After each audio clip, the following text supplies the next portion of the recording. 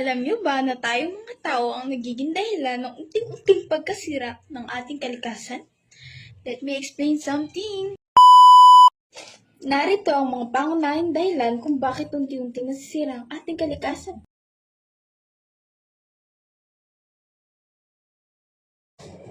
Ikaunang dahilan, pagpuputol ng puno o deforestation.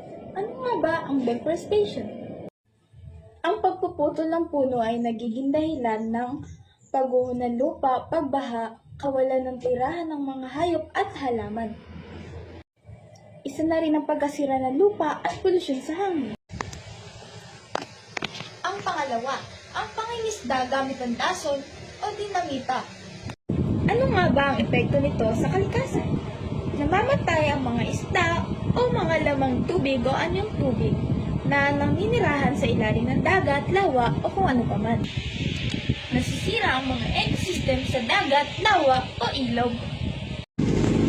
Ano nga ba ang dapat gawin ng mga nasa pamahalaan para mapigilan o maiwasan ang ganitong sakit ng pangingisda?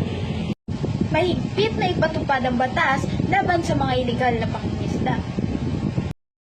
Pagmimina o illegal mining ay nagdudulot sa pagkatira ng kabundukan o kalikasan, populasyon, tubig at pagguho ng lupa at pagbaha, at kawalan ng tirahan ng mga hayop at halaman. Ang pagtatapon ng basura kung saan ay ito ay nagdudulot sa populasyon sa lupa, tubig at hangin, na bumabara rin ito sa kanal at ilog na maaaring maging sanhi ng pagbaha. Malala na ang epekto nito sa ating kalikasan at bumababa na rin ang kagandahan ng ating kalikasan. Ikalima, ang mga sanhi nito ay pagtatapon ng basura sa ilog, lawa at dagat. Paglalabas ng maruming chemical mula sa pabrika at pagtatapon ng mga dumi o langis sa mga anyong tubig. At ang lima naming nabanggit na sanhi ng pagkasira ng kalikasan ay gawa natin mga tao. Paano nga ba natin ito maiiwasan? Maiiwasan natin ito kung ang bawat isa sa atin ay magiging responsable sa bawat gawain. Mahalaga rin ang pagtatanim ng mga puno.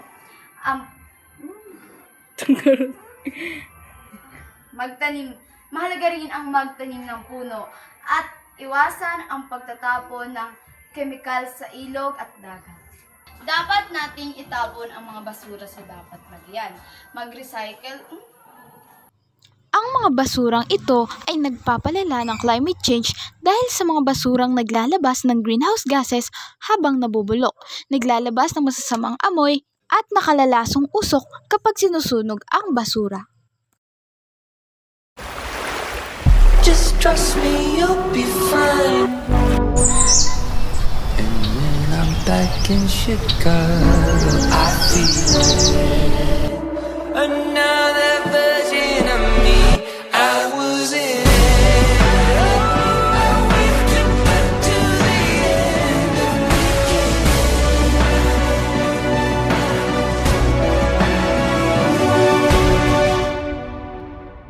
Road where the lake meets the sky. I don't think I'll even wonder why everything changes in a winter breeze. Trying to find some brand new memories, but it's different now.